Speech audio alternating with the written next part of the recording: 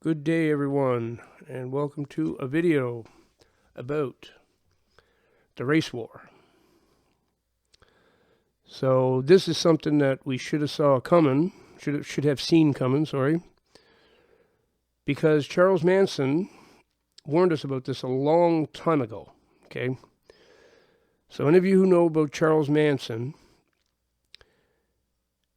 when he was arrested, he was going on about, well, actually, not only when he was arrested, but for years afterwards in jail, talking about the race war. And when he organized that family that he had, okay, they lived on farms, they lived in abandoned places, they had a few different locations. Excuse me. He told his followers that there was a coming race war, that the black man was going to rise up and was going to pay the white man back for all he had done to him in the past. And it was going to be an all-out war, and with bloodshed like the world had never seen.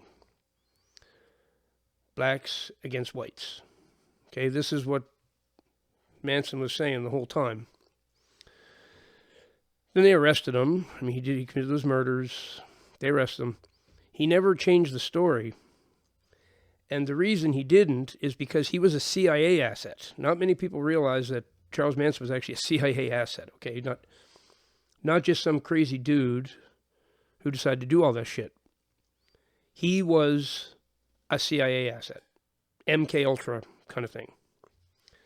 The movie Clockwork Orange is actually connected to all this too. It's a real weird web of stuff. If you want to, study it all, it's going to take you quite a while. I've been on this one for years and years. So anyway, this race war that Charles Manson was talking about, people thought he was crazy. He's like, look, no race war happened. He was talking about what's happening now. Okay, he knew the CIA was going to concoct and orchestrate a race war. That's exactly what they're doing right now. With BLM and all these crowdfunding things, the crowdfunding is a big part of it. That's a big part of it. We get the Carmelo Anthony, Austin Metcalf situation. Okay, so for those of you who aren't familiar, I'll summarize it real quick. There's a track meet, high school track meet, and there's different tents set up for the different schools. It's a rainy day, and they're on a rain delay, so they're in their tents waiting for the rain to stop so they can continue with the track meet. This dude, Carmelo Anthony, this black dude, goes into the wrong tent and sits somewhere where he shouldn't. He's not supposed to be there. He's from another school. He's supposed to be in his own tent. Austin Metcalf, this white dude,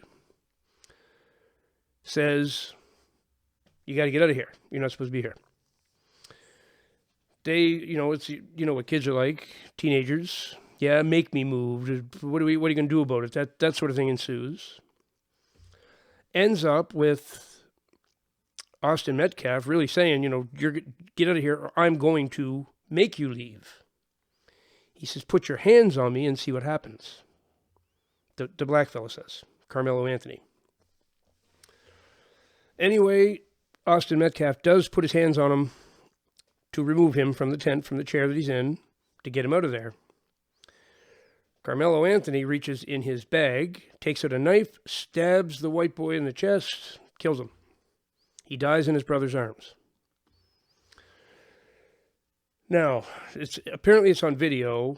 The whole thing has been caught on video by different people. That hasn't been released, so no one's seen the video that I know of, but from what I've been told and from what I've, by watching things online, it's pretty clear cut. This is a murder. He's claiming self-defense. Well, self-defense has to, what you're doing in self-defense has to sort of match what you're being threatened with. The white boy had no weapon. There's no danger like that to this black kid, Carmelo Anthony, yet he pulls out a knife and just... And I want to mention, they've shown the murder weapon, okay? They've shown this. It's a knife. It's a knife that opens up like that.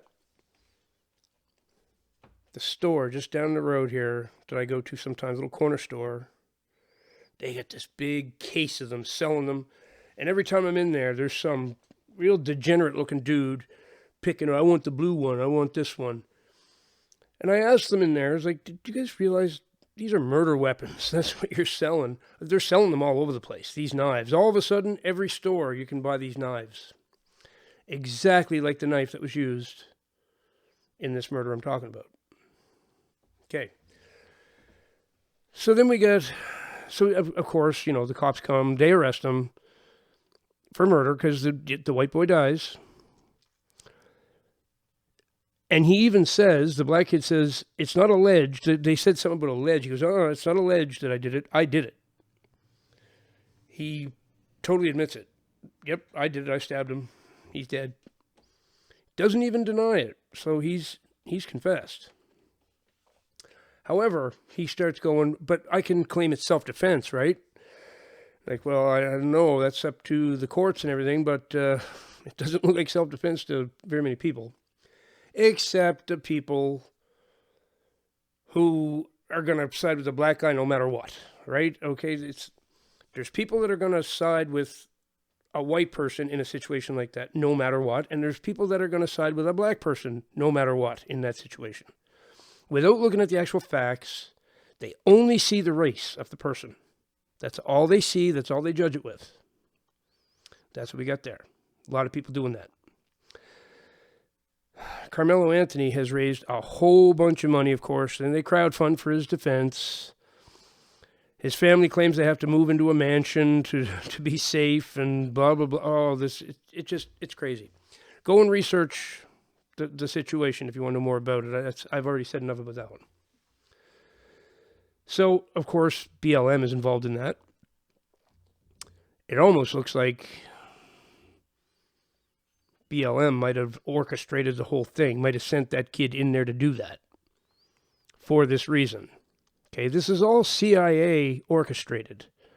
I'm not saying the Carmelo Anthony thing is definitely, it looks it to me, but this race war being stirred up is totally orchestrated by the CIA. Then we got, George Floyd was part of it as well. Okay, George Floyd and a bunch before that. There's a whole bunch of them. It's definitely, if not orchestrated by the CIA, inflamed by the CIA. They stoke the fire and make it worse. Okay, so very recently we have the opposite sort of thing. We have a white mother named Shiloh Hendricks. She's in the playground with a little kid or something. Anyway, a black kid is stealing something from her little kid or something, and she gets involved in it and stops it and calls the black kid the N-word. That's disgusting behavior. It's a little kid. I don't care what he's doing. That's disgusting behavior. To call him the N-word. Terrible.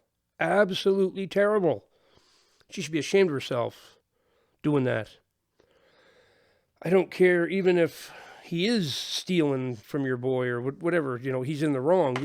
That's terrible actions. Calling a little kid the N-word. We're never going to get out of this mess if people keep doing shit like that. To make it far worse, of course, somebody films this happening, makes her famous for it. Well, she crowdfunds, and she's almost up to $1 million. Okay, so here's what's really upsetting to me. Bad behavior opens the doors for crowdfunding. That shouldn't be. That shouldn't be. What kind of precedent is that setting Go and kill somebody or go and call somebody the N-word in public, a little kid at that. And it's an opportunity to crowdfund, get $1 million. It's disgusting. That's what's really the problem here. And we're inching closer and closer to the race war that Charles Manson told us was coming.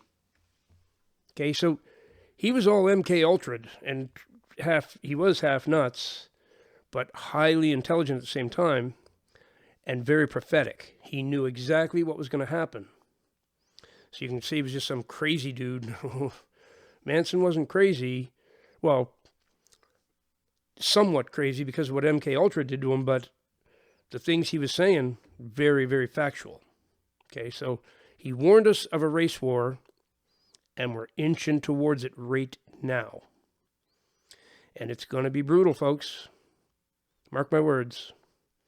This isn't me trying to be prophetic. It's just obvious. It's right in front of us. We have a race war. Being stoked big time. And it's orchestrated by technocrats, by the CIA, by those. When you think about all the racism bullshit we've heard over the last 5-6 years, during COVID, it was just constant. It's the only thing you ever heard. If you talked to somebody, they called you a racist no matter what. Well, you can't say that's racism. That's racist. That's racist. That's racist. You're a racist. I'm not anything even close to a racist. I'm calling out the white person for using the N-word like that little kid. That's terrible. Shouldn't be doing that shit. That's awful. I don't believe in that. I hang out with black people, hang out with white people, hang out with Indian people. I don't care. I'm not a racist. And yet during this last 5 years, I was called a racist at least 150 times, probably. That's not even reasonable. That's ridiculous. That's what they've done to the world. That's what they've done to the world. They got everybody focused on nothing but race, 24 hours a day, no matter what race you are. Well, they made it so that, in terms like white guilt, so if you're the white guy, you're the racist automatically. The curriculum in schools actually teaching the kids now that black people cannot be racists. Because of what happened to them in the past, there's no such thing as one of them being a racist. Well, that's horseshit, because no matter what race you are, you can hate another race, and it's racism. No matter what. White people can be discriminated against too, and are very frequently now. Okay, so any race can be discriminated against. Any race can be a bunch of racists. And, it's got to be, you got to look at what's actually happening, not just look past the color of people's skin and look to the actions that are happening. That's what you judge. Judge what's going on. Carmelo Anthony is a black man that took a knife, stuck it in the chest of another white guy who was unarmed, who was trying to get him out of a place where he shouldn't have been in the first place. He wasn't really allowed to be there. And Carmelo Anthony was refusing to go. Why was he there and refusing to leave? Why are you there? That's instigating. That's what you look at, not the fact that one's black and one's white. The fact that one's black and one's white doesn't make any difference. You got a situation where a guy's in a place he shouldn't be. An unarmed person tried to remove him, and he used unreasonable force by stabbing him in the chest with a big old knife. Then they tried to call it a cleat sharpener. A cleat sharpener? Give me a freaking break. It was a knife. I saw the knife, a picture of it, the murder weapon. It's clearly a knife, and it's just like the ones I was talking about in the stores, which they shouldn't be selling. They're selling to everybody. Every time in that store, they're selling 2 and 3 of them to somebody. It's crazy. Oh, I want the blue one. I want the green one. I want the red one. They don't really serve any purpose other than a weapon. That's what they're for. And I think they're even made so that you can just take them and give them a flick and the blade flies out. Like, I think they call them gravity knives or something. Why does everybody need to be running around with those in their pocket? You know, you know what I keep for a weapon when I'm walking at night? A padlock. A padlock. It's just a padlock I put in my hand, in my pocket. And if anybody attacks me, I don't walk at night very much because it's not safe to anymore. But I think I could hit somebody with that padlock in my fist, and that's going to take them down pretty quick if I connect. But they're not going to die. They're not going to die. I'm not going to hit them I'm not going to hit them 50 times and try to kill them. I'm going to try to hit them once, knock them down, and run like hell to get out of there, to protect myself. Okay? If they have a gun or a knife and they get me with that, I'm done anyway. But if they just try to grab me or attack me somehow, and I've got that at least, I couldn't even stick a blade in somebody. I can't stab somebody. Maybe if they were about to stab me and I had one in my hand, maybe it would change and it's either do this or die yourself. I don't know. Never been in that situation, but I don't want to stab anybody. That's for darn sure. I don't blame people for wanting to have some protection and a way to defend themselves. But everybody walking around with these big old blades in their pocket, that's not good, because this is what happens. And we're inching towards a race war, whether you see it or not. If you look deep enough, you're going to see we are totally in a race war. And stop giving money. If you're giving money to people in crowdfunding who either murdered somebody in cold blood or was on the playground and called some little kid the N-word, stop giving those people money. None of them should get any money. You should be able to crowdfund that stuff. Disgusting. Absolutely disgusting.